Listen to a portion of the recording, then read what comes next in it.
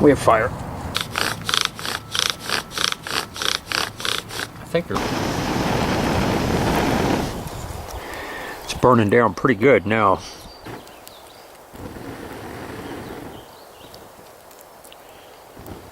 Hello, welcome back to another episode from Pale Horse Survival and Tactical. I'm Bill, and today I'm going to make a bow drill kit from pine. Stay tuned. Hello, welcome back. A lot of people, if you read through the forums online, there's a lot of people who claim that pine cannot be used for primitive fire by friction purposes, and that is not true. Pine actually makes a very good wood for that purpose. You just have to know where to harvest it on the tree. And not all pines are alike. Some are more resinous than others. If the pine is resinous or the wood is resinous, it's true it will not work. I've made a number of bow drill kits from pine, and they've all worked very well. Basically, you want to harvest the wood in the proper place and from the proper tree. The best way to do it is from a downed pine that isn't too terribly old. If the wood is too decomposed, it's obviously not going to work. I have a pine next to me here that a storm brought down, probably maybe this past winter from the looks of it. It's fairly fresh. The wood is nicely seasoned, and it's lightweight. If the wood's heavy, pine is a light, porous, soft wood. So if it's heavy, it's fat. And if you know what fat wood is, you can look at it and see if it's resinous or fat with resin. So I harvested a couple of pieces here. This is going to be the hearth board, and we're going to make a spindle out of this. And this one has to be whittled down considerably. I'm going to go ahead and pause this, and I'm going to demonstrate where I harvested this wood, and we'll talk about where to harvest and where not to harvest on a pine. Stay tuned.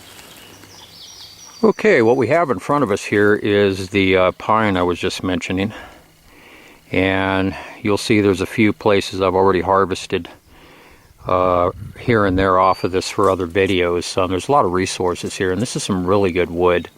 I coal burned a container that came out really well. It's really good wood, and I harvested that from this piece over here. But it's not a huge pine. There's a lot of resources here that can be used, and the wood here is pretty non-resinous. So basically, when you're harvesting for the bow drill kits that I made in the past, I made from downed pine branches, and they'd been blown down out of the trees, and had been down for maybe a year, so they were fairly seasoned, and they all worked really well. Basically, when you go to harvest, don't harvest too close to the trunk. In other words, you don't want to cut the branch back here. Usually they're more resinous as you get near the trunk. Here's another one I took off. So when you harvest, say we're harvesting from this piece here, and that's where I did a coal burn container, I would go out towards the end. Not all the way to the end, but this will be your least resinous area. And usually the lower branches will have a higher degree of resin in them, and they get progressively less resin as you go towards the top of the tree. So this would be the bottom over here, but you could harvest any of this would be good. I would harvest between the nodes. These are the nodes where the branches come out. So I would harvest these. You can get a spindle out of that if you split it down, do some whittling. You can get a hearth board out of this piece. This is where your resin will be on the nodes, your highest amount of resin. So where I harvested the two pieces we were just looking at and the ones that we're going to use today. I harvested way over here. This is off the top, near the top of the tree, and I cut the pieces out of here. And you can see I took them between the nodes, and the nodes there and the nodes there. I took that center section, and same story over on this this piece here, just below that fork. And you can see there's a lot of resources here. All of this will make good pieces here for that purpose. So let's go ahead and we'll go ahead and head back over to the stump and get started. Stay tuned. Okay, we're back at the stump here. So let's go ahead and we'll do the hearth board first. That's usually the quickest, easiest piece here to do. And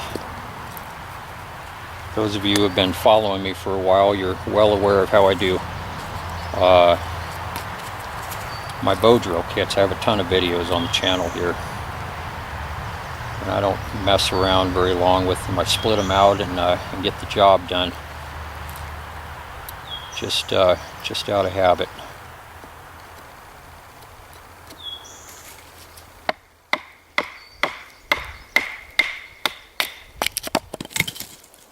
See, and that's some good non-resinous wood. Now, we're not too far out of winter, and I'm really hoping this isn't damp inside. If it is, our fire making attempts are not going to work. Hopefully it'll be okay.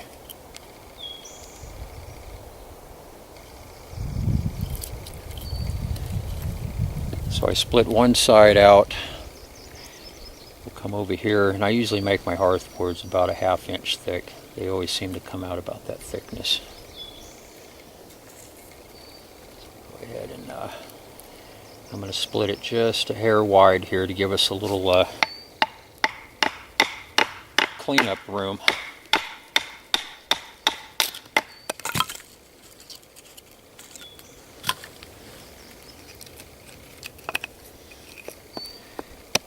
Go ahead and flatten this out. I usually like to look at it and figure out which is going to be my top and my bottom ahead of time. And I think we'll make this the top. It just feels like the top.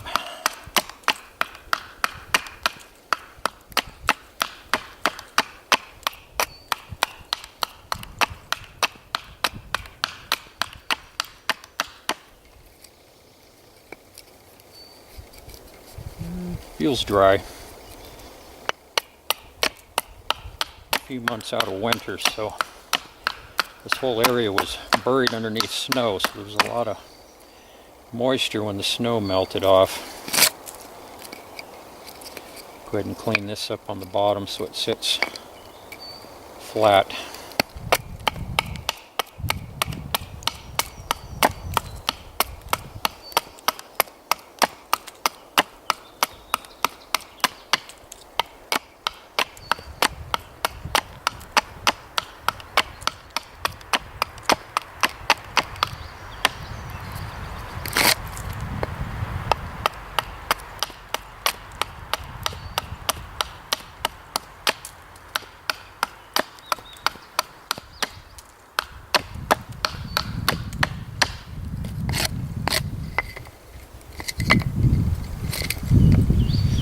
Good, sit good. So we'll figure out which side we're going to use to notch, and this looks as good as any, so we'll take the bark off here. No need to remove the bark on the back side here, since we're not going to use that side. I usually leave the bark on. I think it looks nice that way.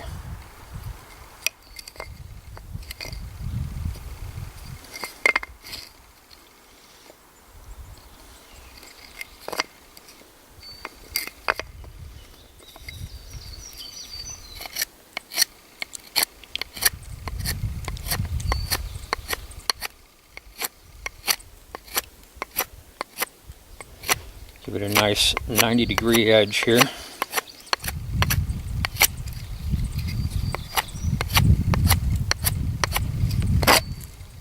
There's a hearthboard.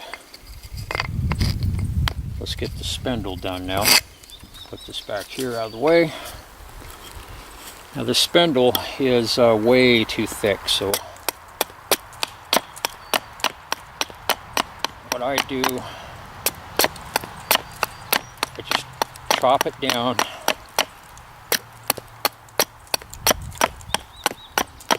I find that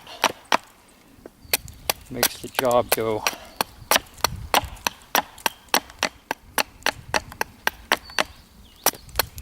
quite a bit faster.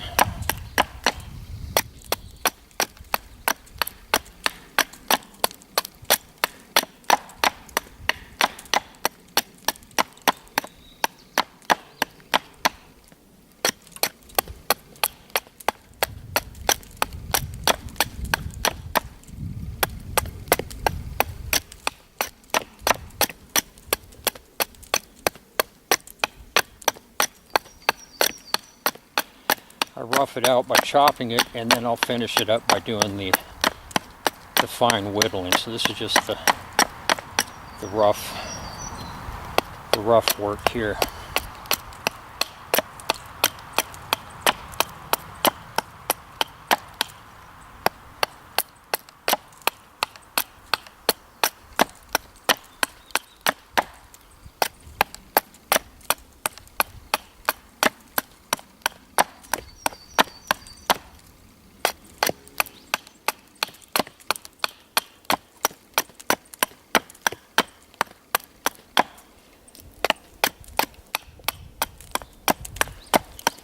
Now that you have a basic idea of what I'm doing here, I'm going to pause the camera and finish this spindle up.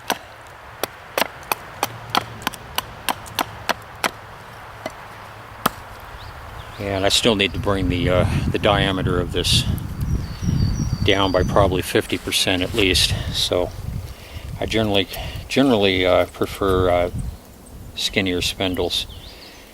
So I will pause this and we'll be back in a bit. Stay tuned. Okay, so here's what we have. And the main rule when you're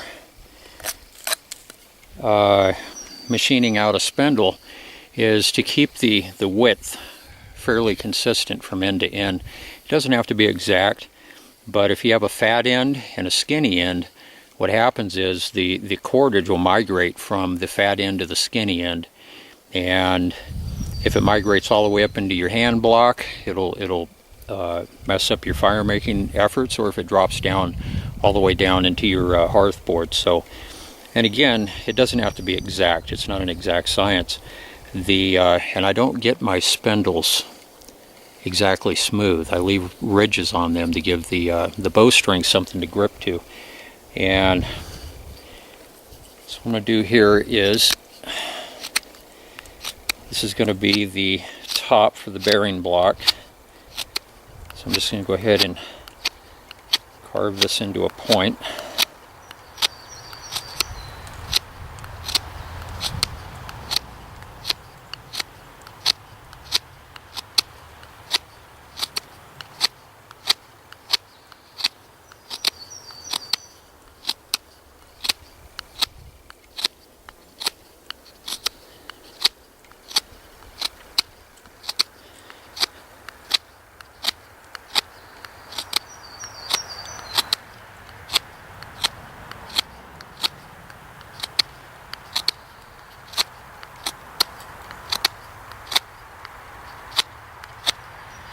I love carving on pine, whittling. It's really good wood for that purpose. It's nice and soft. This reminds me of cottonwood. Okay, so we have a point, and then the end here, just going to blunt this end down.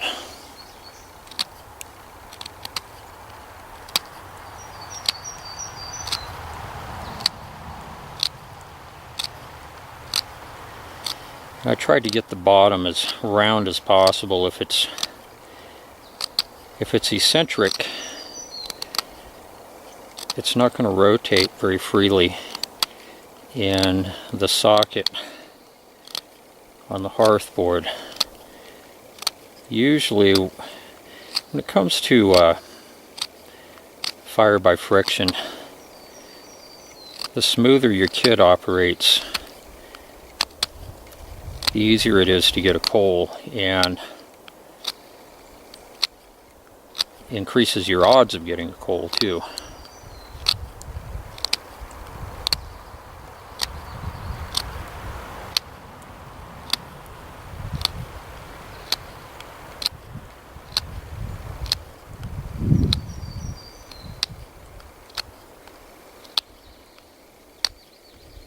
Just going to round this off here.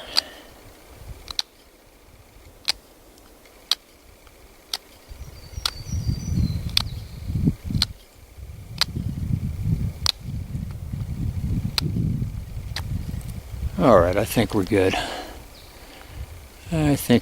So I'm going to go ahead and reposition the camera and get a few things together here, and we'll go ahead and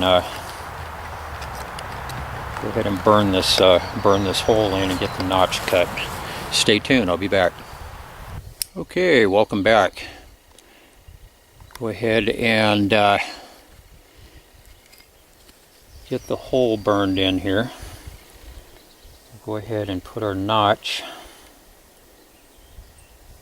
That looks like about as good a spot as any for it. What this is here, this is a pilot hole. This prevents the spindle from wandering on the initial burn in, otherwise it'll just pop right off the hearth board. So just cut just dish out a depression.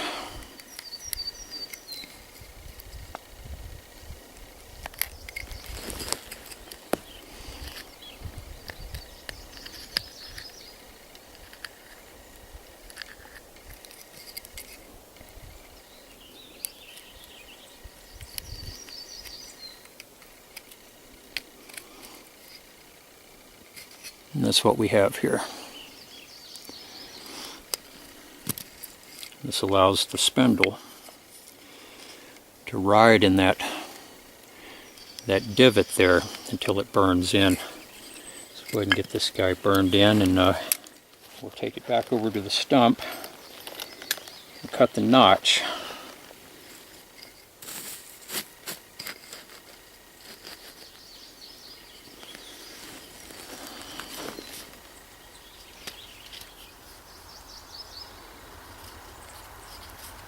Seems like my bowstring's coming loose here. I'm going to go ahead and pause this and tighten this up. I'll be back. Okay, I had to do a strategic readjustment on this.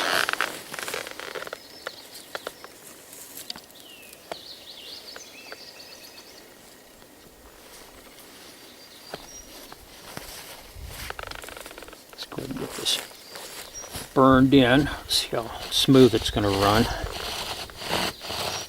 Well, so far it feels okay.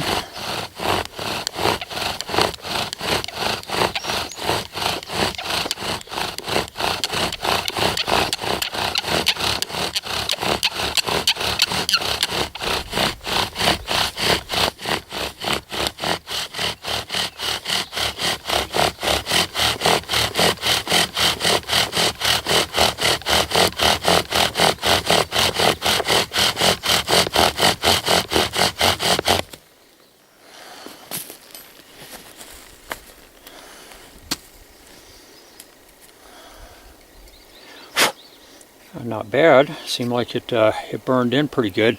Let's take this back over to the stump and get that notch cut.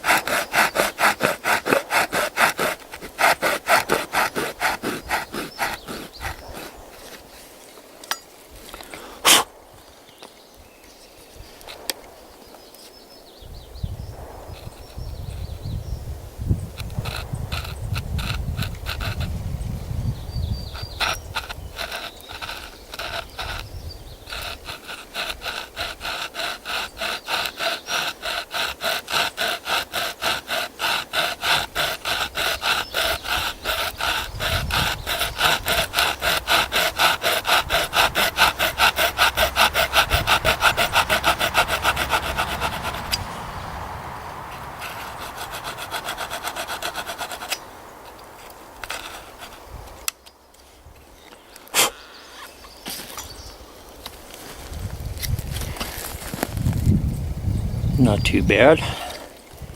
And what I do is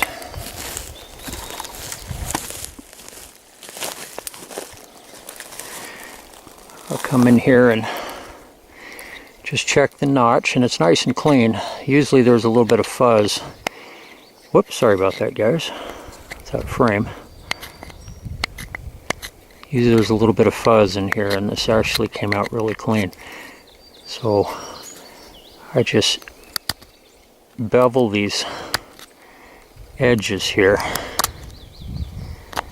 This helps channel a little bit of extra air into the coal while it's developing.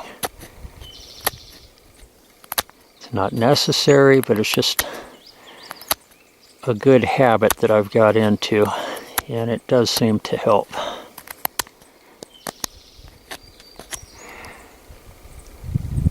And there we go. Let's go see what we can do. Okay, let's see what we can do here. I've got a tender bundle all set up over here on the side, and I'm going to get a little fire going for my next video.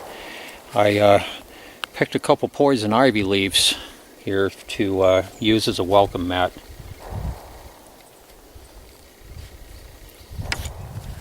That's always a sign of a real bushcrafter if you use poison ivy as a in your primitive fire making efforts. Actually, that's not poison ivy, it's a joke. Even I wouldn't do that. The bowstring's a little tight. There we go.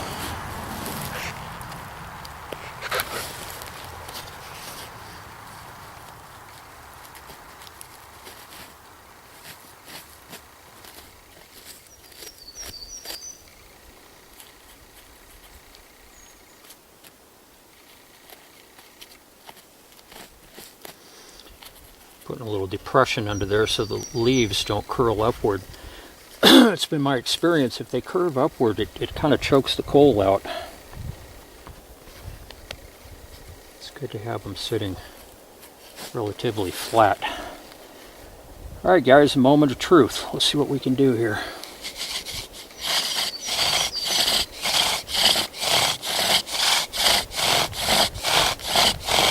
Take it nice and slow. Keep an eye on the notch. Don't start cranking on it until that notch is full.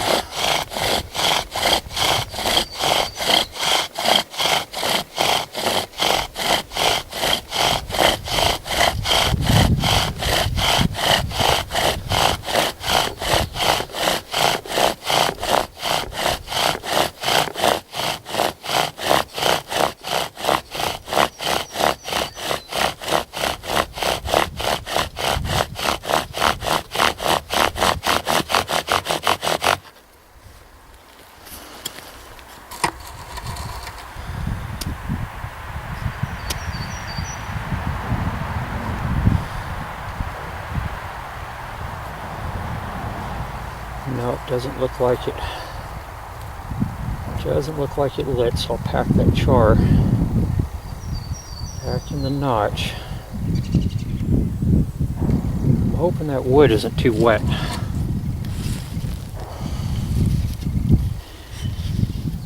Or damp, rather.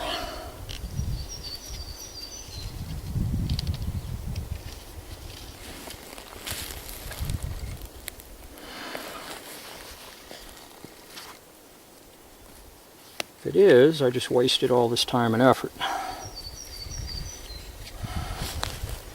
Let's give this another shot.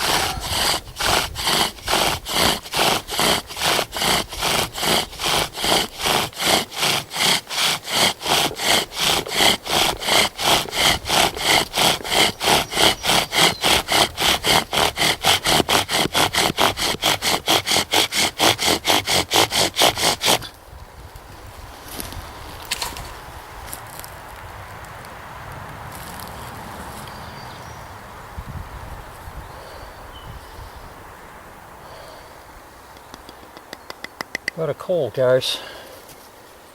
Hopefully it stays lit. let it build.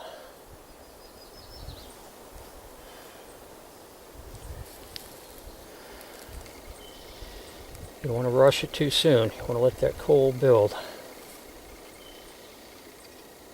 I really had to crank on it there. Oh yeah, look at it glow. Good stuff.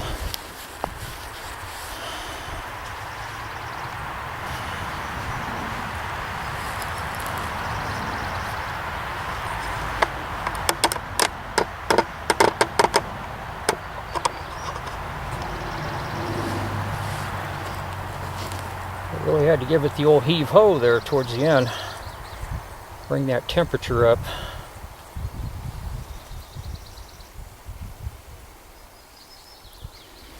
She's burning pretty good.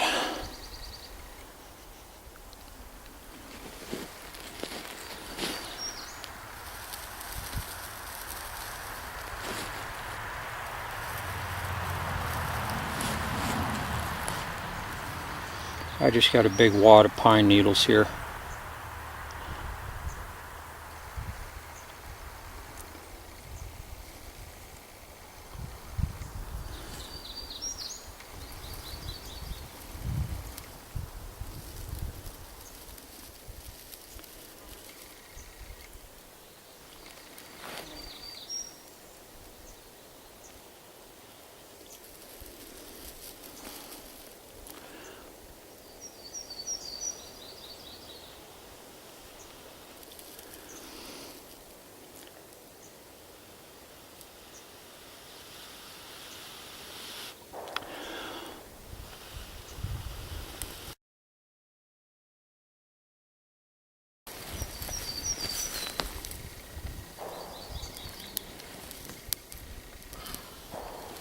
Ouch, just got stuck by something.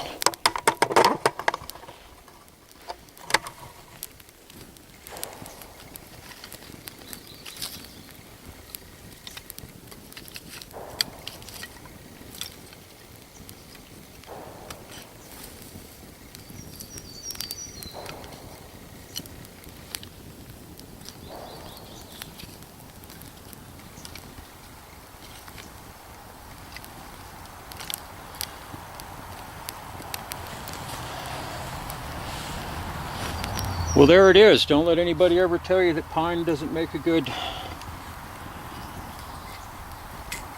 primitive fire by friction wood.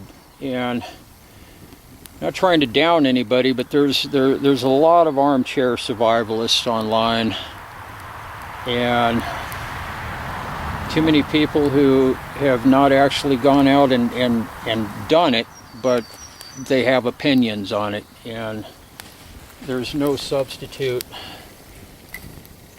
for hands-on experience.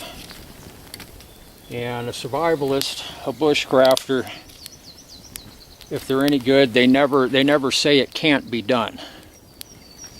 That's a defeatist attitude, and that will get you killed in a real-life scenario. The attitude to have is you find a way to make it work, and you have to get very creative at times. Anyways, guys, this has been fun making the video for you. I hope everybody is having an outstanding day or night, depending on where you're located. And I will see all of you very soon on the next one. Everybody take care. Bye-bye.